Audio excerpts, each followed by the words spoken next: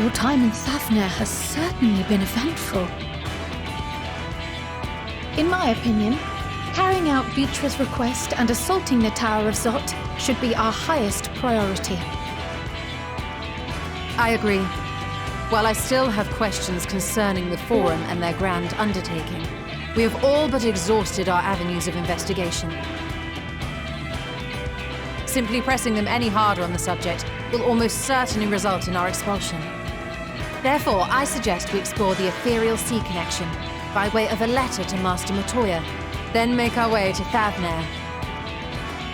I wonder, even with the protection these talismans afford us, what can we hope to achieve once inside the tower?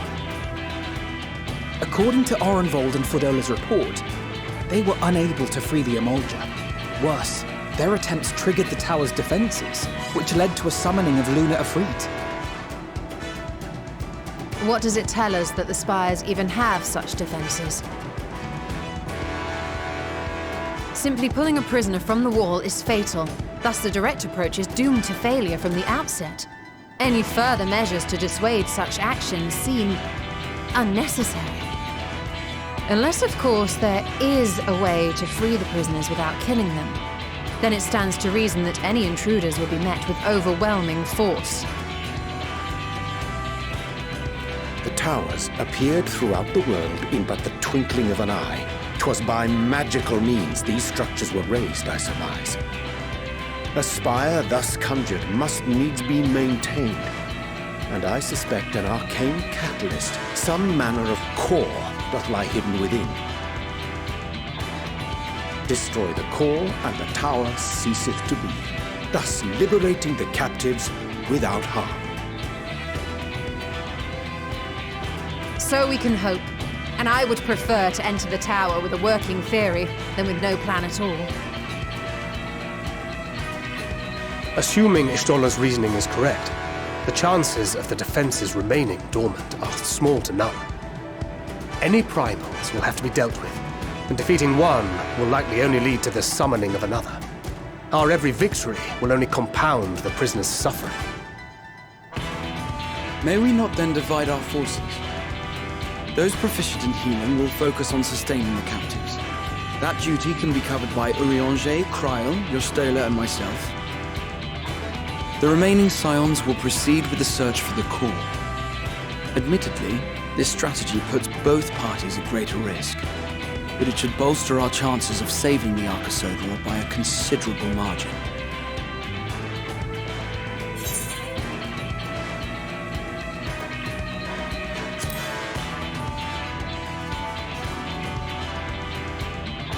If you're to fight primals, then you'd best have at least one healer with you. And I am more than happy to fulfill that role. I found wielding a sage's armaments to be rather intuitive, and look forward to testing them against a more challenging foe. It seems we have a plan. All that remains is to carry it out. I will inform Radzat of our movements, so let us make our preparations and regroup near the tower. A military post in what's left of the Hamsa hatchery should serve as a convenient staging. That sounds perfect. And remember, the experimental aetheryte at the confluence is there for those who need it, so there's no excuse for being late.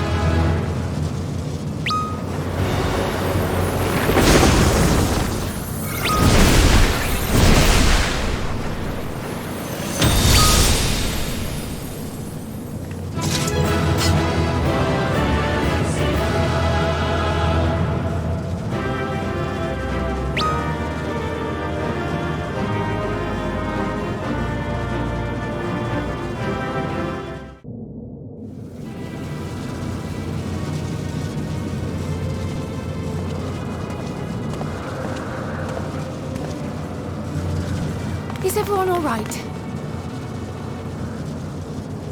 We fortified the captives with what magics we could. Have the defenses been disabled? All appears quiet for the moment.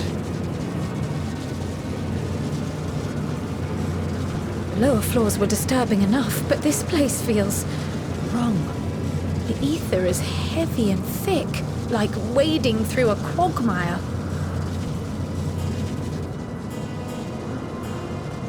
I believe we stand in the tower's beating heart. What sayest thou, Stola? I see it. Ether siphoned from the land runs up through the spire, flowing to a single point. This is the core we seek. Yet something is off. As large as this structure is, it siphons far more ether than is required to sustain it. 'Tis as if the core is feeding on the energy, consuming it. I need to take a closer look.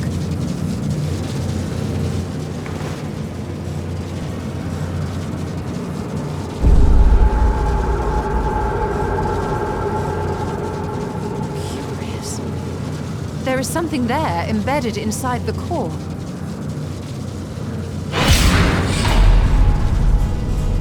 A man's limb.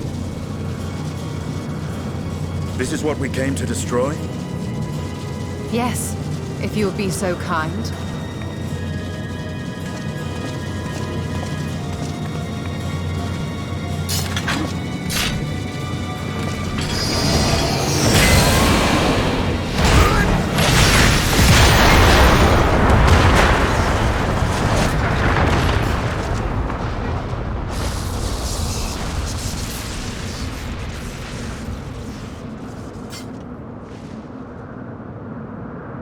And that should be the end of it.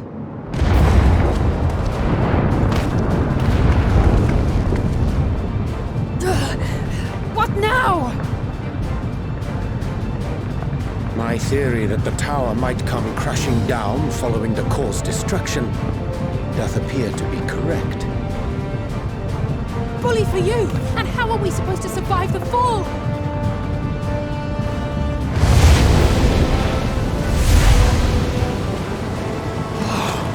What of the prisoners below? The floor beneath our very feet dissolves. Brace yourselves! I pray I'm not too late.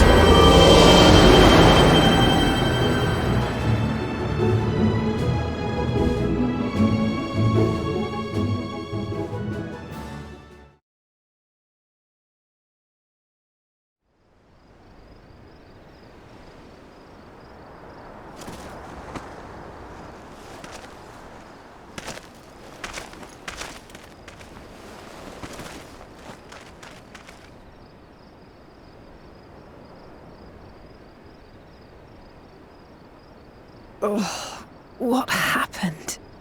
Where are we?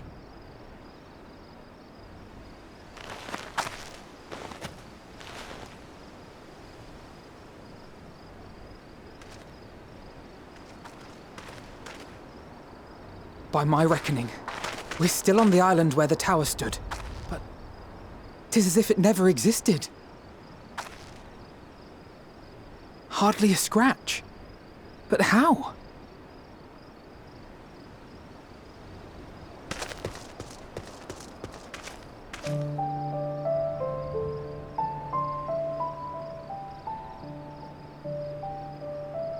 Graha wove a levitation spell at the last moment. Large enough to catch everyone, it would seem.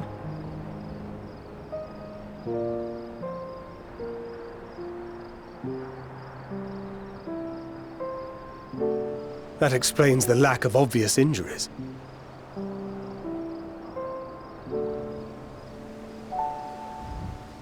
The expenditure of so much ether has taken its toll. He will need plenty of rest, but should otherwise be none the worse for wear.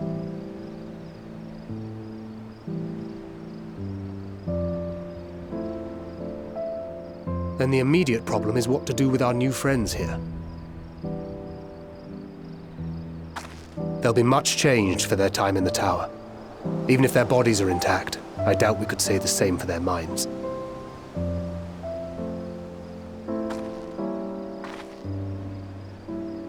Angelo and I will take care of that. I have every faith in you, Alize, but there are just too many for you to treat alone.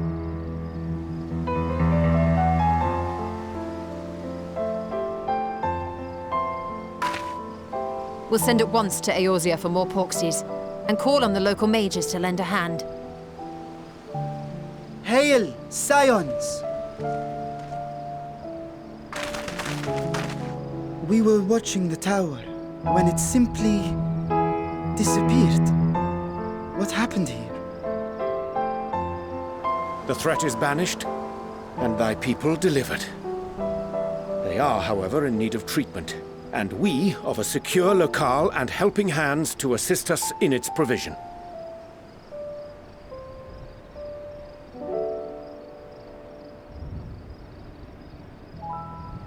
You shall have all this and more. Come, let us convey these unfortunate souls to the city.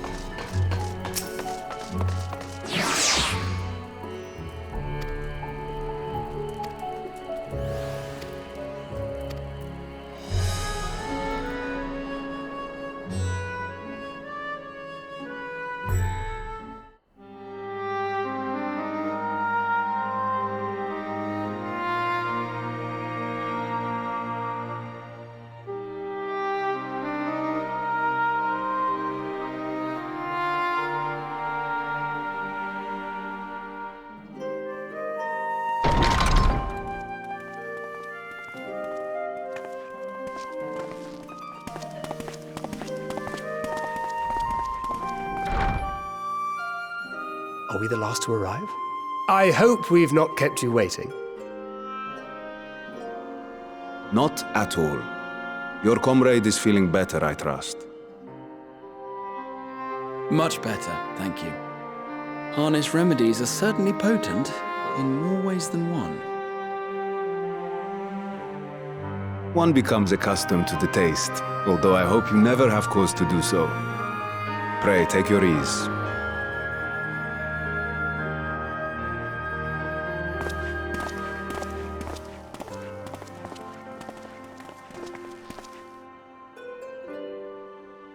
Full glad I am to see you all unharmed.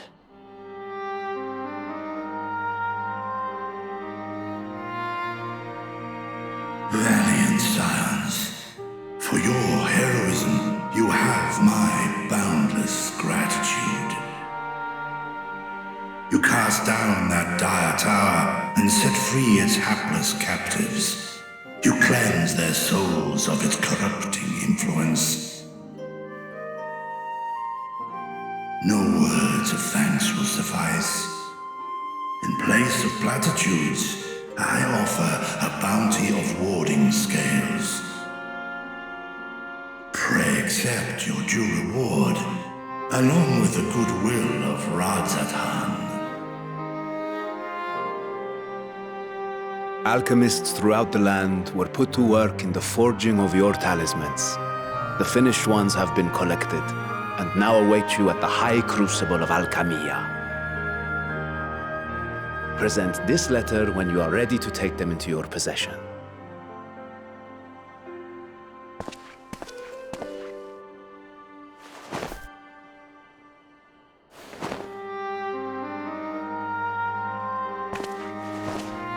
We are humbled by your generosity. Know that the inventive wisdom of Radzat Han will be vital in restoring serenity to our star. Every single one of those scales came from you, didn't they? You must still be in such pain.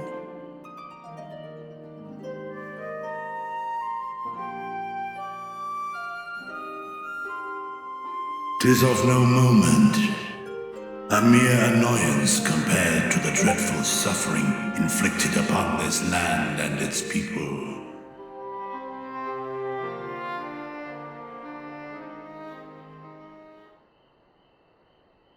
Albeit brief, my involvement in the Dragonsong War afforded me a glimpse of the myriad sorrows which consumed both dragon and man. Though you were half a world away, such tragedies as befell your kin must have affected you deeply. And yet, you chose to live among men. In the age when that conflict first bloomed, my choice had already been made. In some distant place, man slew dragon, and dragon slaughtered man. Yet no hate could I muster for those smiling faces which did look to me for guidance. Not even my brother's righteous rage could rally me to his cause. I huddled here, secret and still, hoping against hope that which I had built would remain untouched by the chaos and carnage.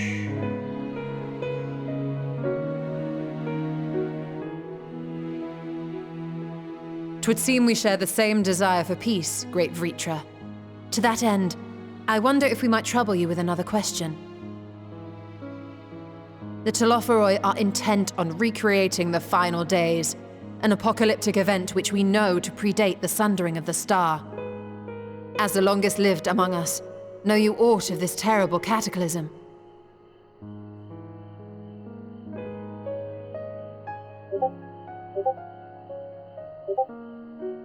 Nay, when war and strife drove my sire from his home, he crossed the great expanse with only our unhatched eggs as company. He alighted upon a shattered source, its 13 reflections long since scattered beyond the rift. Of events preceding his arrival, he knoweth naught, save that which Hydralin hath deigned to disclose. I see. So again, 'tis the inscrutable Hydralin to whom you must look for answers.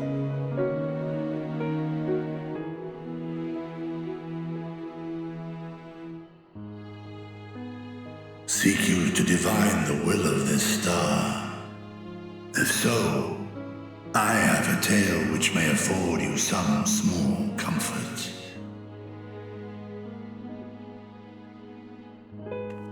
'Tis a story from my youth, many, many years ago. To my sire, I once posed the question, of all the stars in the sky, why didst thou settle upon this one? To which Midgardsummer did reply, 'twas the last bastion of hope. He believed so long as Hydralin endured, so too might dragonkind. Solemn and portentous were his words. What deeper meaning they held, I could not, dared not pursue. 'Tis a stone I've left unturned ever since. Yet take you solace in the knowledge that whatsoever Hydralin does strive towards, 'tis an ideal which hath earned my sire's conviction.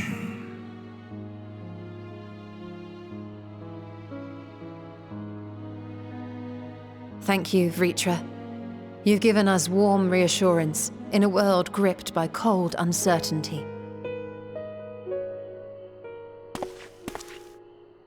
While I'm sure we all have a great many questions, I think it's time we collect the talismans and be on our way. Our fight against the Telophoroi is far from finished.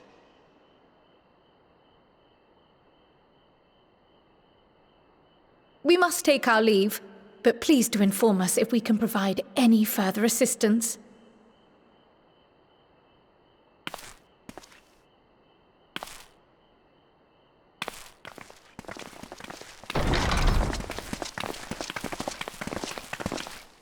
Prithee, a moment.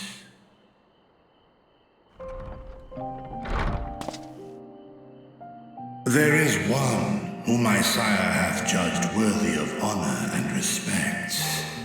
The one known to men as Eorzea's champion. This hero of renown and rumor, 'tis thee.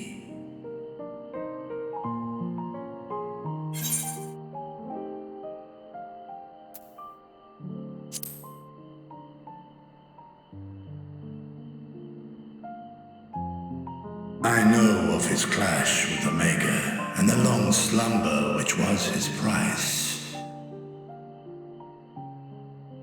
Yet even closed in sleep, my father's eyes are far from blind. He is watching over thee, watching over this world.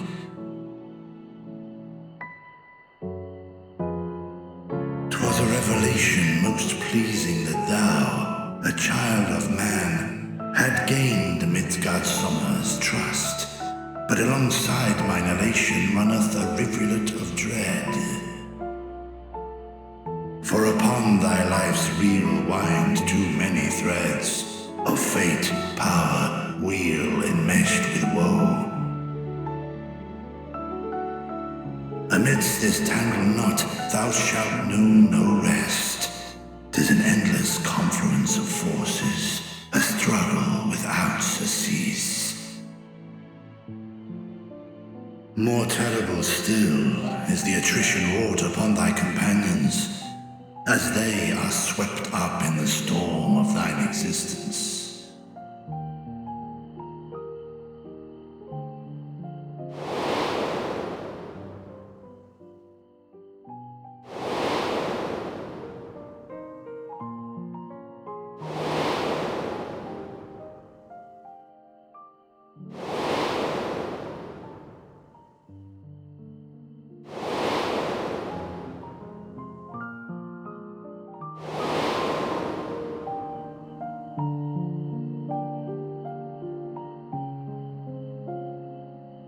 Take heart and protect them well. They will be your strength and your salvation. The hope thou wilt need come the end. Even cowering behind my curtain, I know the suffering of the powerful. I have watched my siblings driven mad by loss. Thus do I exhort thee to spare no effort to keep thy loved ones safe.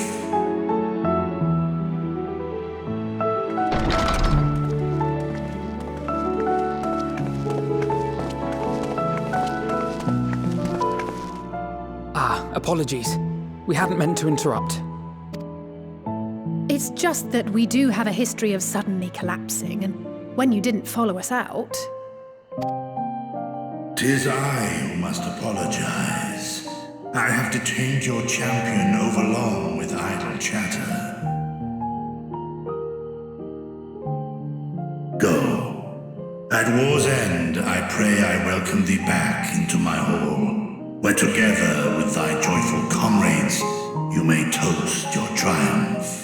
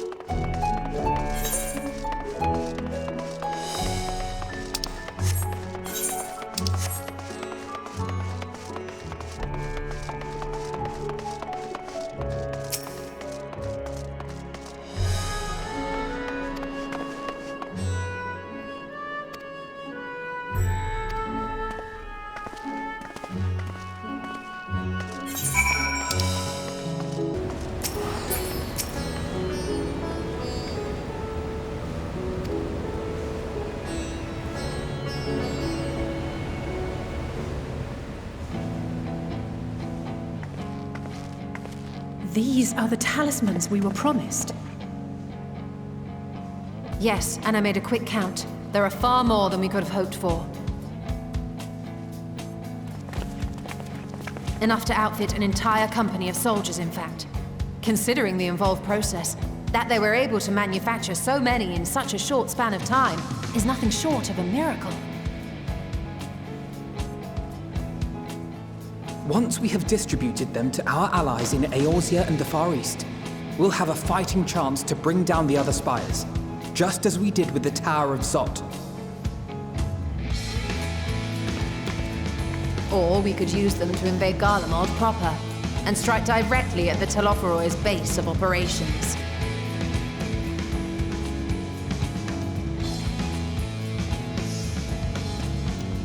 Of course, we would need to consult with various Alliance leaders before such a drastic measure could even be contemplated. To which end, I could set out forthwith and present the idea to each of our allies in person. Pray allow me to undertake some few of those journeys. I find myself restless and in need of purposeful duties. I can head eastward. Bosnia and Dalmasca are just a short hop from here. And Doma's shinobi network should come in handy for passing on the word. We shall share the burden then. Meanwhile, I think it best that you and the others take the talismans back to the Baldessian Annex. We must keep them safe and secure until we've decided upon a course of action.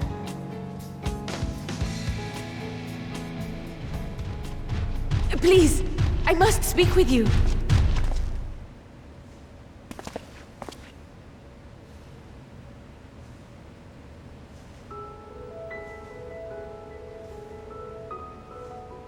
Nidana, you're awake. Yes. When I spoke with the carer at my bedside, she told me that one of the scions, a young woman, had cleansed me of the tower's corruption. It seems I'd been asleep ever since the treatment. But when I awoke and learned you were all still here, I knew I had to come.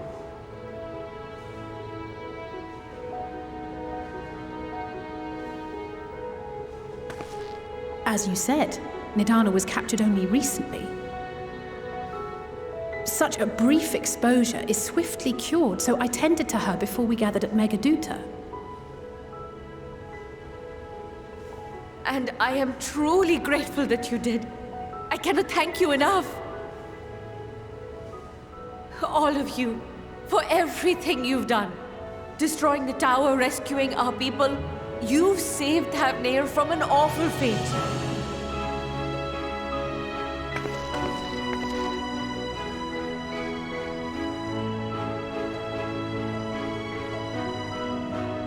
Yet who hath truly saved whom?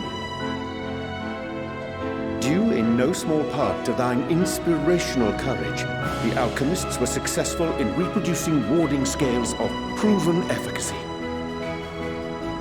Replications of thy work now stand ready to travel across the seas, unto the hands of those who might wield them against this rising evil. The talisman?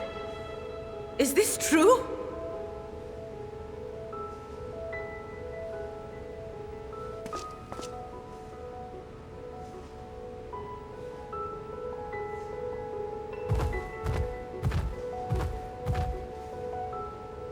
Oh, I was so groggy from sleep. I didn't even think to ask. Oh, our great work sent across the seas. It was worth it. Oh, it was all worth it.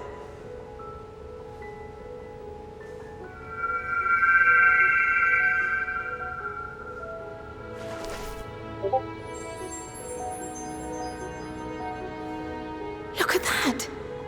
Its color is completely changed.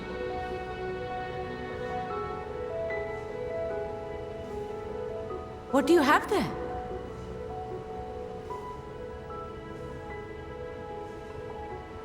How unusual. I wonder if the effect is a reaction to Akasha. I'm afraid I'm not familiar with that term. Akasha? It is one of the unseen energies defined by Harnish alchemical theory. Though a gross oversimplification, some describe it as an essence influenced by feelings. You imply that it is distinct from ether? Foreign scholars often conflate the two, but we see them as separate concepts. Ether is an energy which permeates the land. It exists within animals, objects, even the air we breathe, affecting all through which it flows. Akasha, on the other hand, exists in a domain beyond our reach. A gift bestowed from on high, or torn from the heavens in some traditions. Akasha can neither be created nor destroyed. It is beyond our power to purposefully alter or manipulate. The only thing observed to influence it is an abundance of, I want to say, spiritual emotion. As a veteran of the battlefield, surely you've experienced moments of desperation or exaltation when you've transcended the usual limits of your capabilities. That is a manifestation of Akasha, the invisible essence harnessed by heart, mind, and unyielding spirit. I really must hear more about this theory. Our disciplines are based entirely upon the idea that ether is the fundamental form of all energy. I'm glad my haphazard explanation has piqued your interest. But even for us, Akasha is a somewhat abstract field of study. A lack of practical application lends itself poorly to formalized research. Which is why my analysis of your flower can amount to little more than idle speculation. I am sorry. Nonsense! You have nothing to be sorry for. Your insight is much appreciated.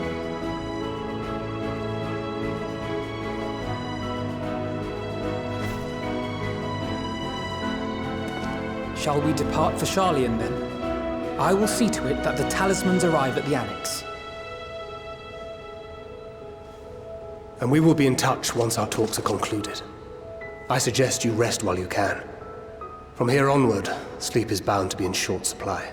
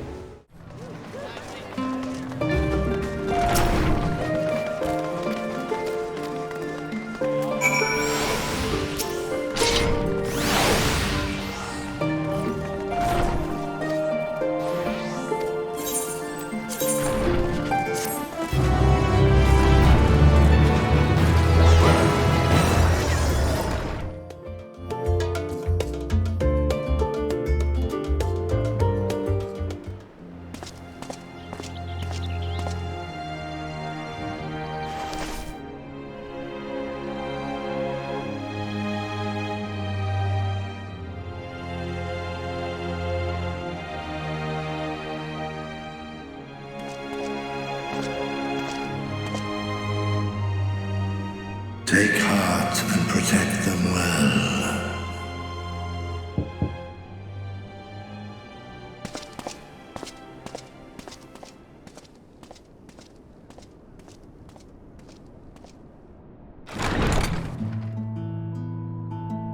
Good, you're here.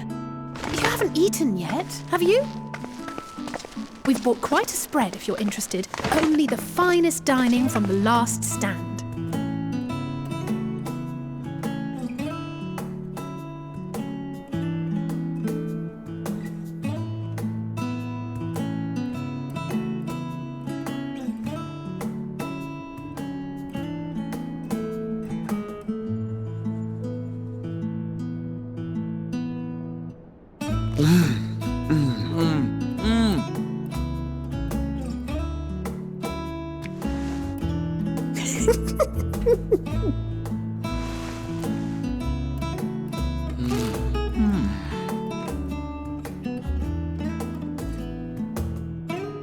Lest you wonder, we invited Estinian as well. But he refused with a rather grim-faced, "No, thank you."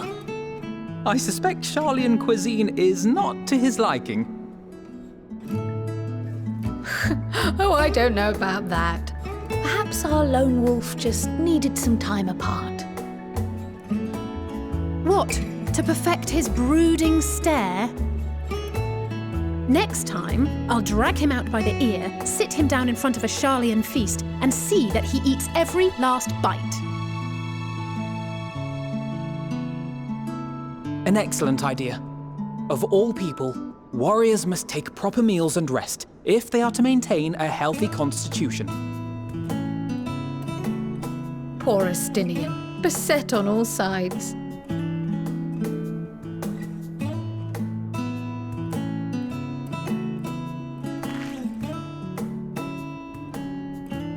Speaking of one's physical condition, Mistress Kryl, I hear you recently played literal host to Heidelin herself. And what an experience that was. Tiring, yes, but no lasting harm done. If anything, I should have liked to speak with her longer. I've not felt a hint of her presence since. Heidelin instructed you to carry that flower, yes?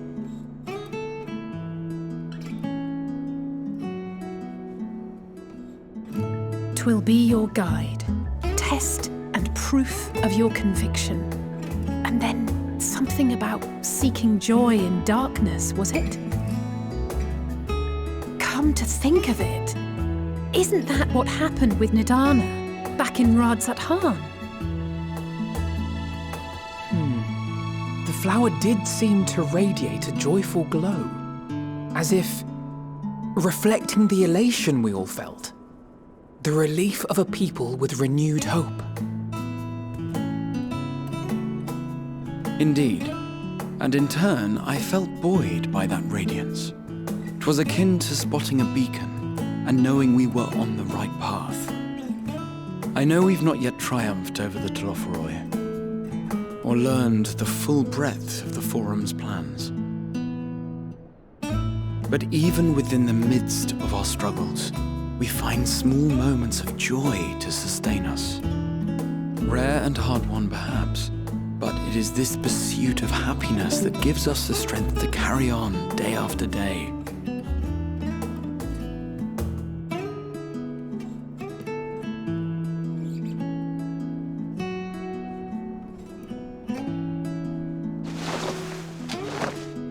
Hey, that's mine. To the swift the spoils. Though I recall that levitation spell of yours was quick enough. Only barely. And even at my best, I'm still too slow to wield it effectively in battle. Mayhap I simply require more practice with this new magic. You unearthed it from the depths of Numenon, I presume? Aye, and from a veritable mountain of arcane tomes at that. 'Twas necessary to facilitate my solitary explorations. Or, to put it simply, you used it to sneak around the Forbidden Archives. Yes, well, after a fashion.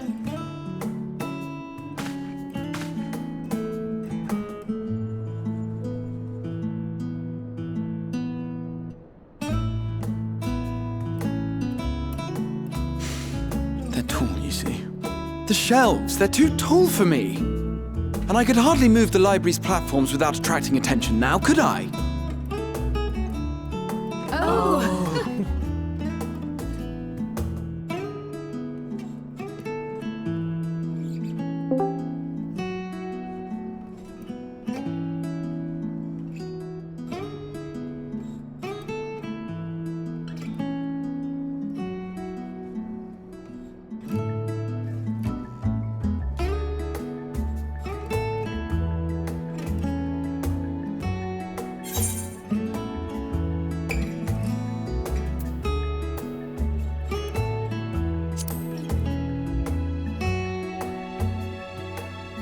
Why else did you think we were here?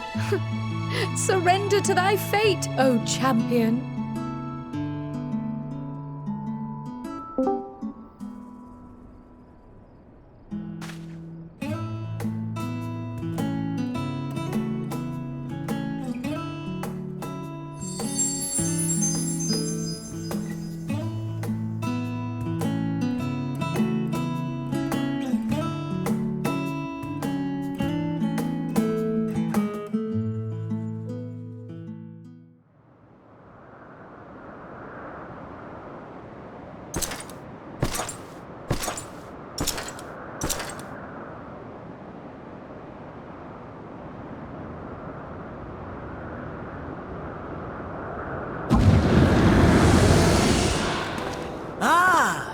Enjoying the bracing cold, I see.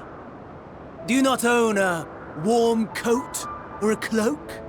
Something in fur? Or fashioned from the skins of your enemies? Or... well, never mind that. I come to you once more as the bearer of bad news. Our tower in Thavnir has been toppled, and I need not tell you by whom. Given how many we have at our disposal, the loss of a single spire is hardly fatal to our plans. It does, however, slow the rate at which we siphon the ether.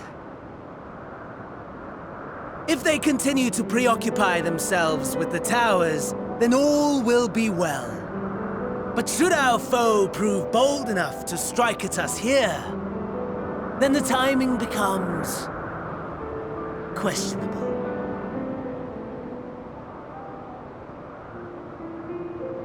Our foe is bold enough. Of that, I can assure you.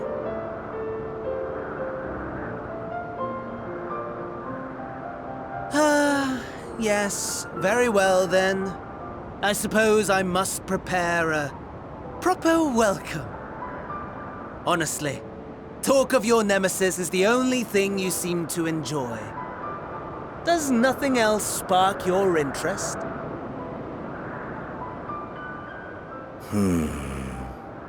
No. All else is... equal. Equally tedious. Equally disappointing. The world is a tepid bog into which we sink, too weak to thrash as the mud clings to our eyes and fills our throats till we blissfully choke. But then came the light, blinding and pure and hot, so very hot, enough to set my soul aflame. I basked in the afterglow until the void yawned once more. And then I knew the muck would never claim me again. There was naught for me ahead, so I drew the curtain on all that had come before.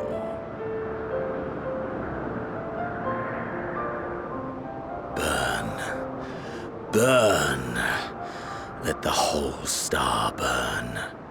I will have my contest. I will reclaim my moment.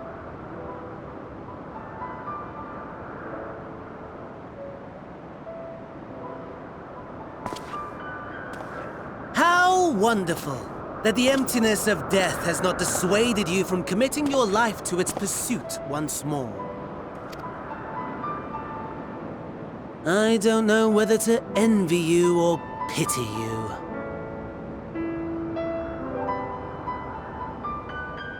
You question my disinterest, but what of yours? Despite your noisome antics, I sense you take little pleasure in this endeavor. Mercy, my lord. Such pointed barbs from one who barely acknowledges my existence. Nevertheless, you are mistaken. For I do find this part somewhat enjoyable. You see, when I was mortal, I would always have the same dream. It was a fragmented thing, disjointed, all the faces incomplete. The setting, too, was unknown to me, so I thought it simply a fantasy of my sleeping mind. Until one day, I realized it was showing me the truth, much as your dream of the final days enlightened you.